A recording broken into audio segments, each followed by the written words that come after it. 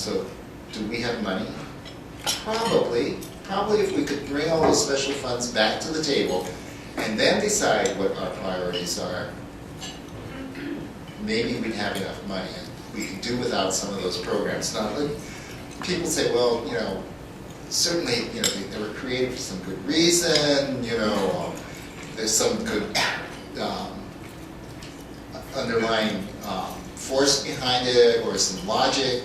Let me just share with you some of the programs. And some are near and dear probably to people's hearts, others are not, but it's just the kinds of things we throw into these special fund pots. For example, I agree, domestic violence programs are really important to ensure the safety and welfare of our families. But it was given a resource about 15 or 17 years ago of 1/2 of the marriage license fees. Now, what the nexus is between having a marriage license and domestic violence, I don't know. You know, a little questionable. And when they got it the first year, they discovered it wasn't enough. They couldn't underwrite everything they wanted done to address domestic violence. So the next year, they almost tripled it. It went from $25 to $60. So 1/2 of those receipts go into domestic violence programs, and the other half goes into the general fund. Well, the problem we have with that in special funds is once it goes into the special fund, you can't touch it. Legislators can't draw upon it because it's dedicated to that particular program. And so when it comes time to set priorities, those so-called beneficiary programs are above the law, so to speak.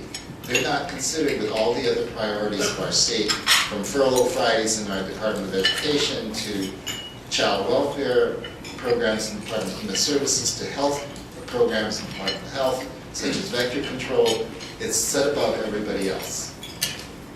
How about this other one? Do you realize that the state has a brain trauma awareness and education program? And this is not to subsidize surgery or any kind of, you know, assistance for people who have brain trauma. It's just to make you aware, just to educate you about brain trauma.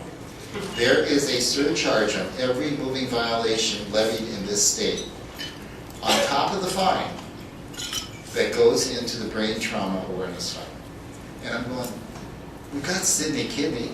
Why do we need the state to run a program about brain trauma? Why don't we have some nonprofit out there doing the same thing that the Kidney Foundation does for us about kidney disease? And yet they have made it a program of state government. Now, you know, here this money is going into this special fund, can't be used for education, and yet we're letting our kids go 17 days a year for Furlough Friday. So, special funds is one way to look at how we can actually close that budget gap and to really decide what the priorities for our state are as far as public services are concerned. We also think that, you know, you just don't cut across the board and you say, well, and this is truly what happened. You know, you had an office that provided a certain service. They had maybe 15 employees, and with the layoffs that the governor had to effect, we had to lose maybe 13 of those 15 employees. Well, naturally, the guys at the bottom that really do the work, that push the paper, are first to go because they have the least seniority. So now you're left with a program with the supervisor and the assistant supervisor and nobody to do the work. And it's really true. You have offices now that they're not turning out anything because all's left is the supervisor. So why not just get rid of the program? You know, just if you don't need it, get rid of it. The other thing that we suggested, and it's, you know, it's come time, is that we need to go back and visit privatizing certain public services. Services which are not unique to the public sector.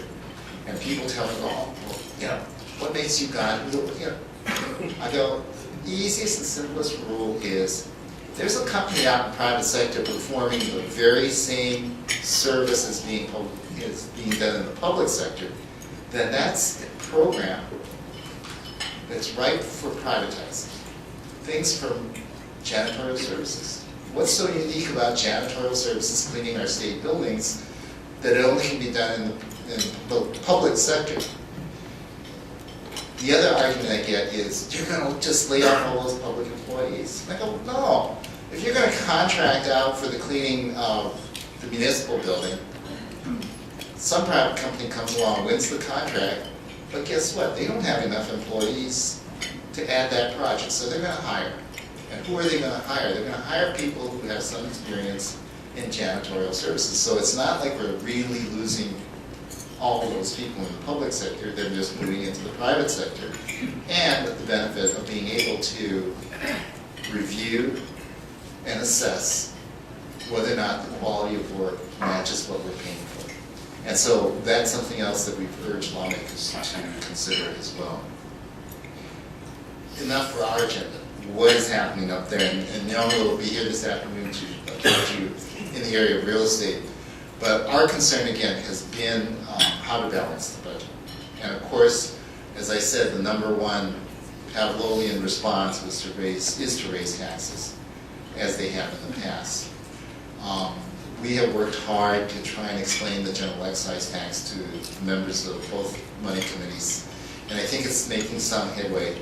What we suspect in the Finance Committee on the House side will happen is there are going to be various rates of special funds. One we do know is the beneficiaries of the conveyance tax, which we think has just been raised to the point of oblivion. You know, the conveyance tax, when I first started doing this job, was a nickel per $100 of value. The top rate is now $1.25. You know, it's just unbelievable. I mean, they have no understanding of the kind of impact, cost that adds to a transaction that could eventually affect a low-income family. And as you know, the worst rates, the highest rates, are on residential properties that are not going to be qualified for the homeowner's exemption. And you go, let's see, residential would be shelter over my head that is not going to be owner-occupied. What kind of shelter is that? Rentals. And you know, you go, I thought we all were striving for affordable rentals, more rental properties so that we can drive rents to a reasonable rate. And yet, for transactions over $10 million, the highest rate is imposed. And I kept on waiting when they were passing the bill. I go, do you realize Kukui Gardens was $72 million? It would have been hit with the highest rate, and yet that's with the below market housing. No comprehension at all of what the impact of their actions are. But I think we've convinced the Finance Committee, at least the chairman and the vice chair, that we need to start looking at repealing that conveyance tax at the high rates it is, and also the earmarking and bringing it back to the table. How many people were there last year when they raised the rates and why they raised the rates? Mary, you were there. Good. They raised it because they're going to raid the conveyance tax monies from the special funds that they were going into and put it into the general fund to help balance the budget. And as soon as the beneficiaries found out about it, they were all up there going, but you're going to have to lay out 10, park wardens and blah, blah, blah, so you can't do that. And that's where they got this idea. Well, let's just raise it. After all, Hawaii has one of the lowest conveyance taxes in the nation. Look at Vermont, where it's $1.25. And I go, yeah, but in Vermont, you can buy a 5-bedroom house with 3 baths on 3/4 of an acre for $34,000. There's like, hey, this is reality check here, people. So they need to have, again, a re-education. Maybe that should be one of your projects for, maybe not this legislative session, but the next. It's the impact that it has on future development. Future housing, future commercial development, and the kind of costs it does add to the development of badly needed infrastructure. And that's really important.